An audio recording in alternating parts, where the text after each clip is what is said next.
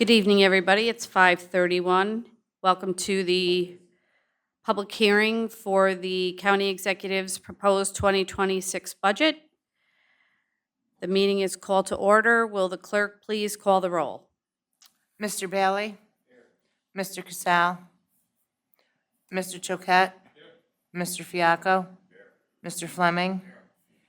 Mr. Galuski? Mr. Gendron? Mr. Grant? Mr. Grimm? Mr. Harrington? Mr. Leveridge? Mr. Maloney? Ms. Nichols? Mr. Patiri? Mr. Rogers? Ms. Weaver? Mr. Wysocki? Mr. Zaluski? Chairwoman Huffman. Here. 12-7. Mr. Casal texted me he is on his way, but he's stuck in traffic. Mr. Harrington? Madam Chair, I move that the legislature resolve itself into a committee of the whole for the purpose of conducting a public hearing.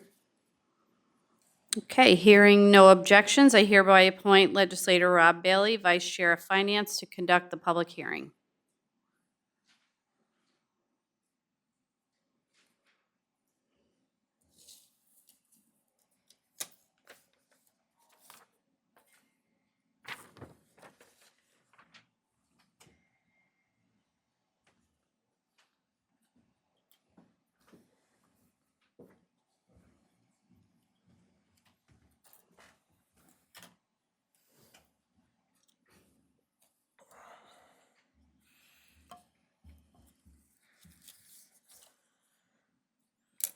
This hearing is being conducted to consider the county executive's proposed 2026 budget. Will the clerk please read the notice of public hearing and enter the affidavits of publication into record? Please take notice that pursuant to Section 503B3 of the Rensselaer County Charter, a public hearing will be held in the chambers of the Rensselaer County Legislature at the County Office Building, 99 Troy Road, East Greenbush, New York, on Thursday, November 13, 2025, at 5:30 p.m. regarding the 2026 Rensselaer County tentative budget. The public hearing to consider the county executive's proposed budget is now open at 5:35. The rules of the chair are as follows. First, anyone wishing to speak at the public hearing must sign in at the desk at the entrance of the legislative chambers. The chair must establish a time limit of 3 minutes for each speaker at the public hearing. When you are called upon to speak, please move quickly to the microphone and state your name and address for the record. Are there any questions at this time? Anyone wishing to speak at this proposed budget? I have two people signed up. First, Aaron Walsh.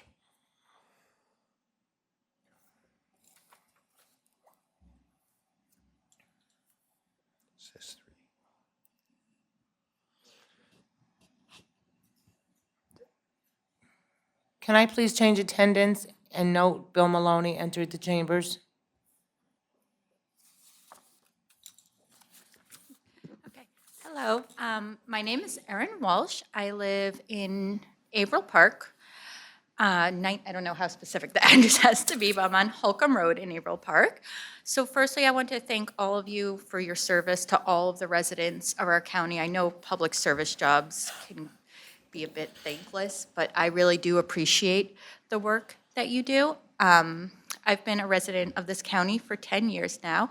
I'm currently raising 2 kids that are here in the audience tonight as well in the county. Since moving here, I've really developed deep roots and love being a part of this county. For the last 5 of the years, I've also served on the board of the Rensselaer County Extension. And I'll say before I got involved with the extension services, I really thought of them as something of an organization that just served rural communities, agricultural entities, which is certainly at the heart of it, but the county really, the extension really serves all residents of the county.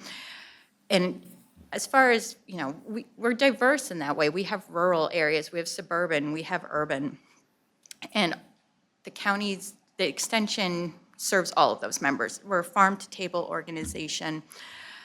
Specifically, I originally got involved in the extension because of food preservation, which seems like kind of such a simple thing. And it is in a way. I teach canning classes, I teach people how to ferment, and when people come to my classes, what I hear most from them is the reason they want to do this is, especially since the pandemic, people are very concerned about food security. Even those who are financially well off worry about our food systems and worry about how they're going to feed themselves, their children, how their neighbors are going to get food. They realize how fragile it can be. So the extension is a huge part of connecting individuals with their food systems, whether it's learning how to can and preserve or introducing people to their neighbors down their road that are farmers. It's integral to the food systems that we've had. People are also yearning to learn skills that have been lost over the generations. I didn't learn how to can or preserve in any way from either my parents or my grandparents. They were skills that were lost. But a lot of these skills have been preserved through the extension and are now being passed on to people so that we can continue these traditions. I also feel that my children benefit hugely from the extension, as do so many children in the district. The extension comes into the schools and teaches children things that they wouldn't, even living in a rural area, wouldn't necessarily get to experience. One of the highlights of third grade, which my older son Ethan is in this year, is when the extension environmental educator comes in and teaches the kids owl pellets. I picked my son up from school the day they had done owl pellets, and children are literally running out to their parents to tell them about this and how excited they were. The chick incubation is huge. We also had Kat, our environmental educator, come and do bird IDing as part of a spring enrichment that I had organized last spring. And other than the one FFA chapter in Hoosick Valley, the extension's the only agricultural educator in the county. Again, agricultural farming skills, there's a huge generational gap that we're losing. These farming skills were not passed down. There's a generation missing. So now we have a lot of farmers that are retiring, and we have young farmers, younger generations that want to learn, but don't have those skills, and that's where the extension is stepping in. We have asked for $611,000 in the county budget. We're currently budgeted at $566,000, which is level funding from last year. It's been level funding for the last 2 years, but with inflation, it's actually declined. So I would very much encourage, I would be very much appreciative if the legislature, if you all considered the $611,000 that we were asking for. Thank you. Thank you.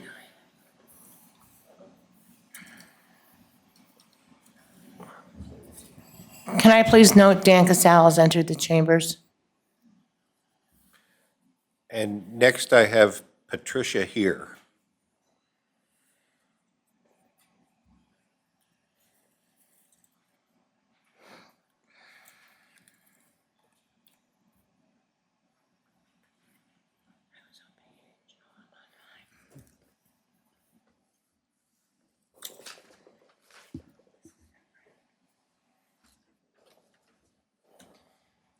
Good evening, County Executive and Legislature. My name is Patricia Heer. I live in Brunswick, off of Lockrow Road, and I'm a board member of CCE, newly appointed.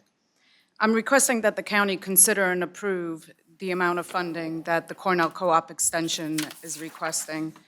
The programs that the Cornell Co-op Extension runs, such as SNAP-Ed, digital literacy, healthy living, and also focusing on consumer science. All of these promote self-sufficiency through education, empowering individuals through education with knowledge rather than creating dependency. And the programs, They support family farms and also small businesses, not only in Brunswick, but in our other districts as well. These programs prevent problems down the road. For instance, the nutrition education, it reduces healthcare costs that we may see later on. And the programs also are developing the future leaders of our county and our community.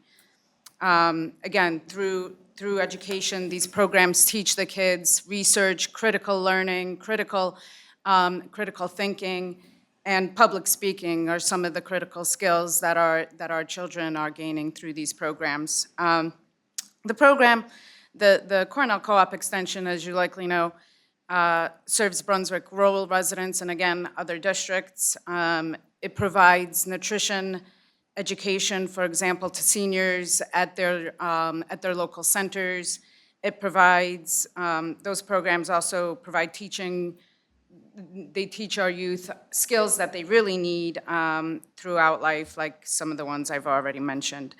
Living in Brunswick, I see how CCE strengthens the quality of life in our community, and that you've all worked hard to protect while cutting our taxes. So thank you, and that's a critical portion here. The programs, like I said, serve Brunswick's youth year-round. They develop work ethic, leadership in these kids, leadership skills that are critical right now, and also the agricultural knowledge that's important in keeping the next generation invested in our county. These programs aren't just activities for kids. I would think of them more as long-term workforce development, especially for rural communities. And they prepare, again, our young kids for careers in not only agriculture, which is important in our areas, but also technology, as obviously our world expands. And I've already stressed community leadership. The agriculture specialists provide critical support to farms so that they compete in the ever-expanding and more difficult marketplace that's becoming for them. So I thank the county executive and the legislature for your time and supporting CCE's proposed budget for this year. Thank you. Thank you very much.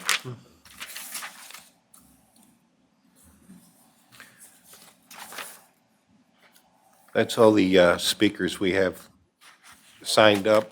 Is there anyone else desiring to speak on the 2026 proposed budget? I have to ask this 3 times. Hearing none. Is there anybody else desiring to speak on the 2026 proposed budget?